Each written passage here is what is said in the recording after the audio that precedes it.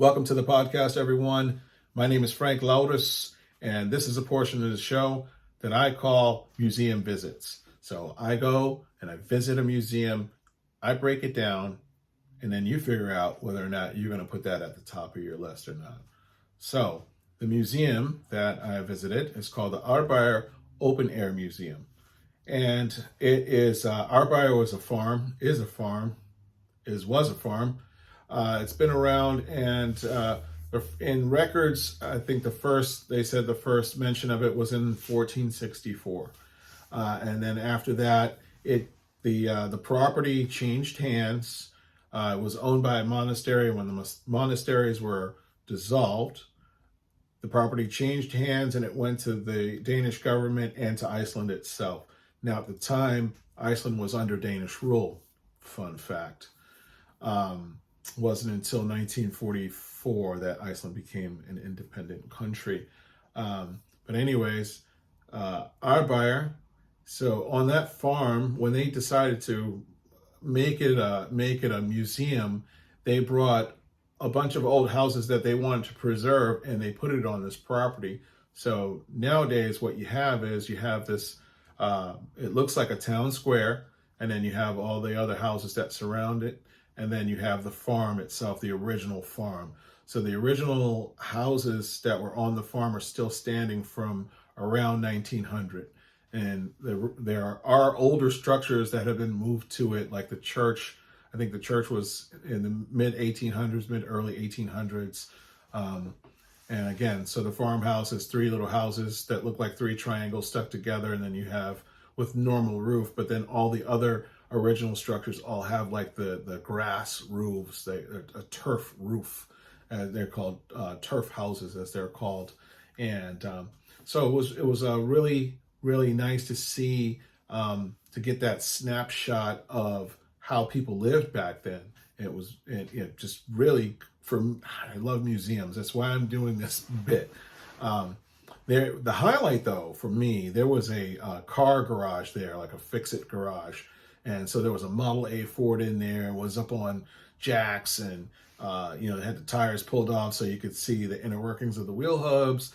The engine was pulled out, and it was on a stand as if somebody had been working on it. You could see all the tools on the walls, and there was a corner with a sewing machine. So they were doing upholstery inside the car for the insides of cars. There's also a paint corner where there was all the spray paint and the sprayers and everything. And it was a working garage. So when you walk in, it looked like everybody had gone to lunch. Yeah, it just like you had just came in while everybody stepped out for a moment. And it was really, really cool. And then outside there was an antique gas pump, and it looked like a garage, one of those garages of old. So that was for me the highlight of the visit. But there were other things that were super cool too. There was the old part is the coolest part of the museum, to see how people lived back then, But again, some of the other houses that were on the property were older than those structures, okay? There's also a part of the museum where they were doing some excavation in the past, where they did some excavation in the past, and you can see all the artifacts that were dug up from the property itself. It was pretty cool.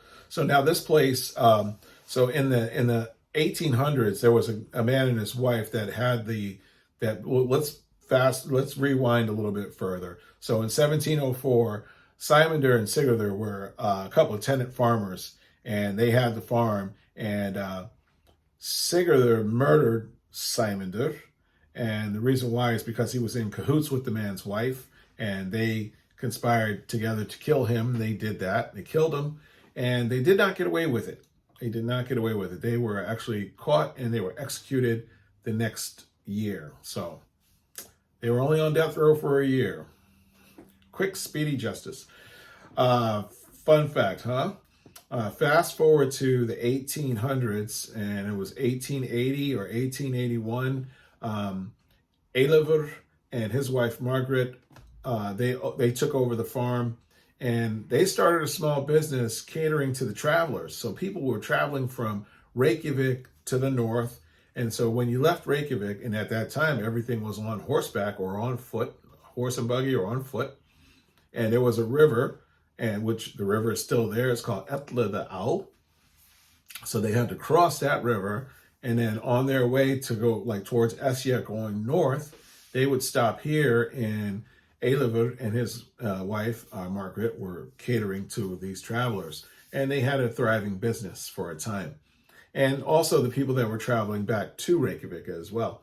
So just before you cross that river, come get something to eat. Get yourself something to drink. But eventually, that's what I'm going to try to say, is they built a bridge over that river, and that's when their business really started to thrive. So when after they passed away, their daughter had control of the farm, and then it went from her hands to becoming a museum. And then when it became a museum, they started moving all these old structures from around Reykjavik to that property, houses they wanted to preserve. So there's some old houses. Some of the oldest houses on that property date back to the early 1800s. The farm itself, the old farmhouse, I think was built around 1900 is what they said. But, it still gives you an idea of how people lived in the 1800s and before. Things back then, things didn't change so fast. So anyways, it was a great time. It's set up like a little town. So when you come into the property, you go through the gift shop, which is also a coffee shop, and I think I believe there's another coffee shop on the property as well. So you can spend the day there. There's a lot to see. I was there for about an hour and a half, and I went at the end of the day, so I needed more time. So I am definitely going back. So it's high on top of my list, and so I recommend that you go there and check it out. So with that, I'm going to say thank you for listening. And if you're watching this on YouTube, thank you so much. Don't forget to subscribe, hit the like button, hit the notification button so you know when new content is coming out. And for the folks that are listening on the podcast, check out the YouTube channel. People on YouTube, check out the podcast, Iceland's Best. Everybody check out Instagram at Iceland's Best, TikTok at Iceland's Best. It's all Iceland's Best. All right, so don't forget, tell a friend that you have a friend in Iceland.